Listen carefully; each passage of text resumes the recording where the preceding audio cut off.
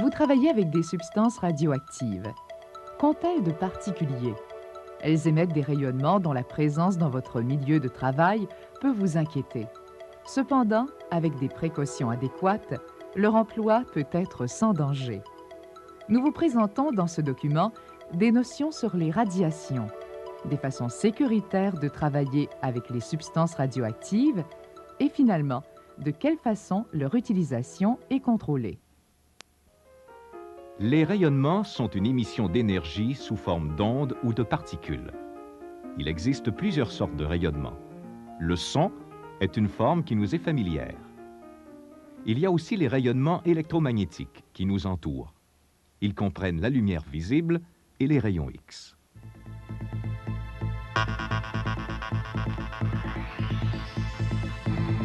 Les rayonnements qui sont associés aux substances radioactives ont l'énergie suffisante pour ioniser la matière, y compris celle dont nous sommes formés.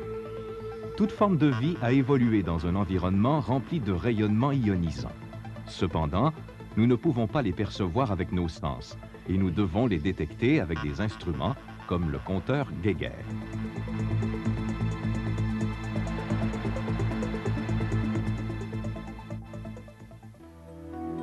La radioactivité prend sa source dans la structure même des atomes. Ceux-ci sont formés d'un noyau où l'on retrouve deux sortes de particules massives, les protons chargés positivement et les neutrons non chargés. Le noyau est entouré d'un nuage d'électrons très léger et chargés négativement. Certains atomes sont instables. Ils tendent vers un équilibre en subissant des transformations. Durant ce processus de transformation, ils émettent des particules ou des photons. C'est le rayonnement radioactif. Chaque isotope radioactif se désintègre à un rythme qui lui est propre. On appelle demi-vie le temps nécessaire pour que la radioactivité initiale d'une substance diminue de moitié par rapport à sa valeur initiale. La demi-vie fait partie des caractéristiques propres à chaque isotope. Il y a différents types de rayonnements émis par les substances radioactives, les particules alpha, bêta et les rayons gamma. Les particules alpha sont formées de 2 protons et 2 neutrons. Elles sont arrêtées par une feuille de papier ou la couche cornée de la peau. C'est heureux car elles sont particulièrement dangereuses quand elles se retrouvent à l'intérieur du corps, dû à leur grand pouvoir ionisant. Les sources de radiation alpha sont utilisées dans certains laboratoires de physique. Les particules bêta, qui sont des électrons, pénètrent jusqu'à quelques millimètres de tissu vivant. Les principaux isotopes radioactifs, utilisés en recherche biomédicale, émettent un rayonnement bêta. Leur énergie et leur pouvoir de pénétration varient selon l'isotope particulier. Les rayons gamma sont pour leur part des photons très énergétiques. On les rencontre lors du travail avec l'iode 125 ou le chrome 51. Ils sont pénétrants et doivent être arrêtés par un blindage de plomb ou de béton. Mais, en raison de leur faible masse, ils sont peu ionisants. Comment évalue-t-on les doses de rayonnement reçues par les personnes? Ce qu'on veut mesurer, c'est la quantité d'énergie déposée par le rayonnement dans le tissu. C'est cette énergie qui peut briser les liens chimiques de l'ADN. Cette énergie, ou dose, est exprimée en Gray. Certains types de rayonnement, comme les neutrons ou les particules alpha, provoquent à énergie égale plus de dommages dans les tissus que les bêta ou les gamma. Il est donc nécessaire d'appliquer un facteur de correction. L'intensité de la dose corrigée par ce facteur donne un équivalent de dose exprimé en sieverts. Les dosimètres thermoluminescents, couramment utilisés dans les laboratoires, sont sensibles aux radiations bêta et gamma. Les doses qu'ils enregistrent sont exprimées en sieverts. Les radiations peuvent endommager l'ADN et, à plus forte dose, d'autres constituants des cellules. À faible dose, les effets possibles sont dits stochastiques. L'éventualité que l'ADN soit endommagé constitue une probabilité proportionnelle à la dose reçue. La conséquence pourrait être un cancer ou une malformation génétique se manifestant plusieurs années après. Lorsqu'il s'agit de doses élevées, comme celles qui ont été reçues lors de l'accident de Tchernobyl, on observe en plus des effets stochastiques, d'autres conséquences graves et immédiates. On qualifie ces effets de déterministes parce qu'ils sont toujours présents au-dessus d'un certain seuil de radiation et parce que leur gravité augmente avec la dose. Ces effets déterministes reflètent les dommages subis par les tissus exposés aux radiations.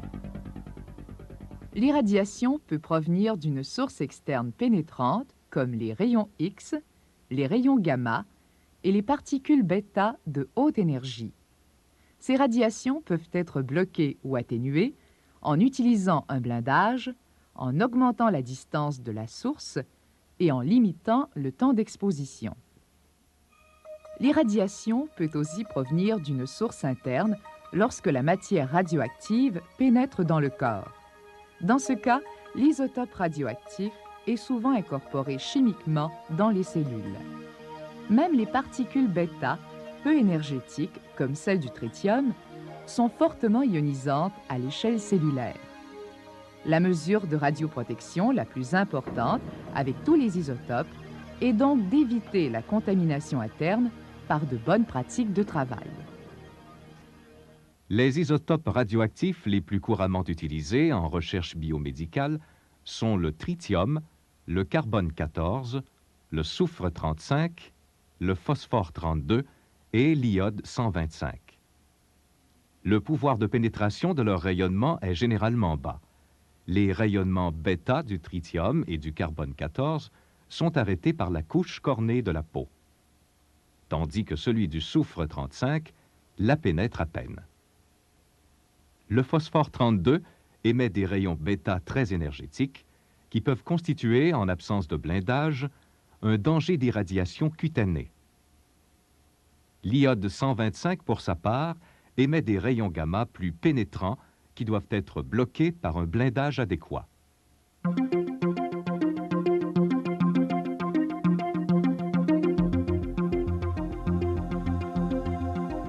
Le tritium, le carbone 14 et le soufre 35 présentent un danger, surtout s'ils pénètrent à l'intérieur du corps. Il est donc important d'éviter toute contamination dans le laboratoire. Personne ne doit fumer, manger ou boire dans le laboratoire. Les manipulations doivent être soigneusement planifiées. Le travail doit se faire dans une partie du laboratoire désignée à cet effet. Le matériel doit être préparé à l'avance afin que tout ce dont vous aurez besoin soit à la portée de la main. Portez un sarrau et des gants jetables. Si vous manipulez des quantités importantes, portez 2 paires de gants et changez souvent la paire extérieure. Enlevez votre 2e paire de gants quand vous sortez de votre aire de travail. Les appareils doivent être identifiés, de même que les solutions, la verrerie et les déchets. Certaines manipulations pourraient produire des aérosols ou des gaz radioactifs. Elles doivent être effectuées sous la hotte ou en circuit fermé pour éviter toute contamination. Si vous travaillez avec des animaux, des précautions spéciales doivent être prises. Consultez votre service de radioprotection. Certaines substances radioactives présentent des problèmes particuliers. L'eau tritiée peut causer très facilement une contamination interne parce qu'elle a tendance à s'équilibrer avec l'humidité de l'atmosphère. Elle est de plus très facilement absorbée par l'inhalation ou par la peau. Chaque protocole expérimental dans lequel on manipule de l'eau tritiée doit être approuvé par votre agent de radioprotection. Les molécules organiques marquées au soufre 35 peuvent émettre un gaz radioactif lors du dégel ou de l'incubation à 37 degrés. Vous devez donc faire dégeler puis ouvrir ces produits sous la hotte. Placez un peu de charbon activé dans les incubateurs pour absorber le gaz radioactif, puis jetez ce charbon aux déchets radioactifs. Le phosphore 32 représente un danger significatif d'irradiation externe, surtout lorsqu'on manipule la solution mère concentrée. En plus du contrôle de la contamination, on doit éviter l'irradiation en limitant le temps d'exposition par une bonne préparation de l'expérience.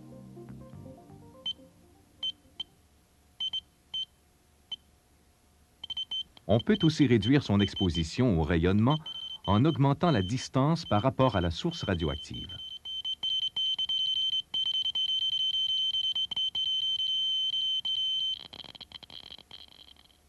Un écran de plexiglas d'environ 6 à 10 mm constitue une barrière très efficace et d'emploi facile en raison de sa transparence. Les matériaux de blindage denses, comme le plomb ou l'acier, sont à éviter avec le phosphore 32 parce qu'ils génèrent un rayonnement de freinage dangereux, composé de rayons X appelés Bremsstrahlung.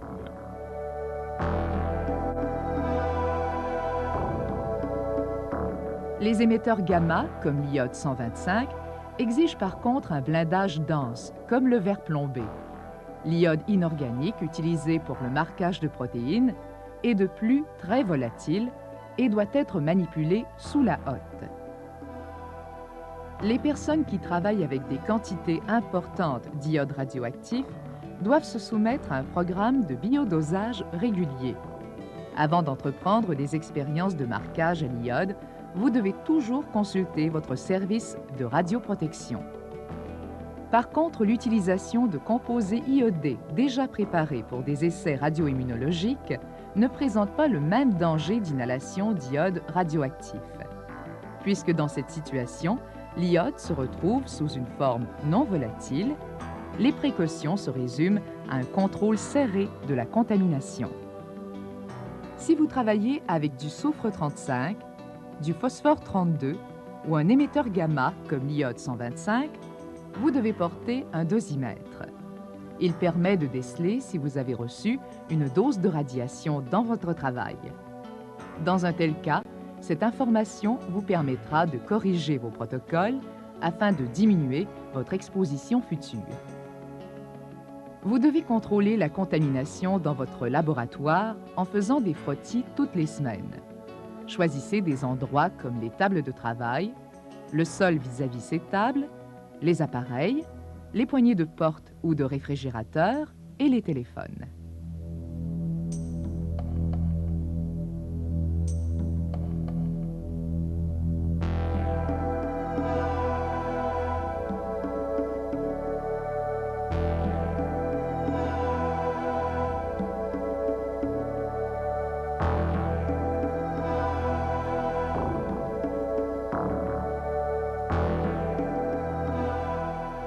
Mesurez la radiation de ces frottis dans un compteur à scintillation.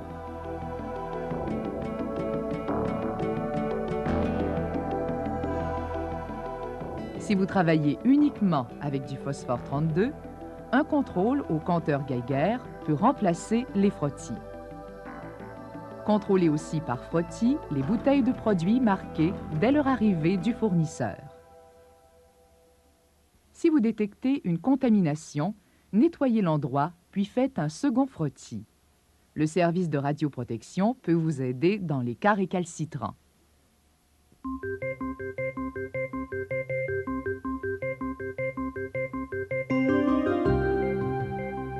Comme dans presque tous les pays, l'utilisation des substances radioactives est sous la juridiction d'un organisme gouvernemental. La Commission de contrôle de l'énergie atomique du Canada émet des permis d'utilisation de radioisotopes aux entreprises et aux institutions canadiennes. Pour gérer un tel permis, chaque institution doit avoir un comité de radioprotection doté des pouvoirs nécessaires pour mettre en œuvre un programme de radioprotection. Le comité de radioprotection examine les demandes des professeurs qui veulent utiliser des radioisotopes pour l'enseignement ou pour la recherche. Si les protocoles expérimentaux proposés ne présentent pas de danger pour les utilisateurs, pour le public ou pour l'environnement, le comité émet un permis interne. Ce permis autorise l'exécution du travail dans un laboratoire déterminé à l'université. Les conditions du permis peuvent varier selon les isotopes et la nature des protocoles. Plusieurs règlements s'appliquent cependant à tous. Le laboratoire de travail doit être identifié avec l'affiche portant ce symbole. Le permis interne comprenant les noms de toutes les personnes autorisées à manipuler des substances radioactives doit être bien visible. Il en va de même pour les règles de manipulation. Pour chaque isotope inscrit sur le permis, il y a une limite de possession qui ne doit pas être dépassée. Si vos besoins changent, vous devez faire une demande pour modifier votre permis. Vous devez tenir un inventaire de toutes les substances radioactives que vous achetez. Notez les quantités utilisées ainsi que la date de chaque expérience. Ceci permettra de vérifier, en cas d'urgence, la nature et la quantité des substances radioactives présentes dans votre laboratoire. Pour assurer votre sécurité et pour vous aider à respecter la réglementation, votre agent de radioprotection vous offre plusieurs services.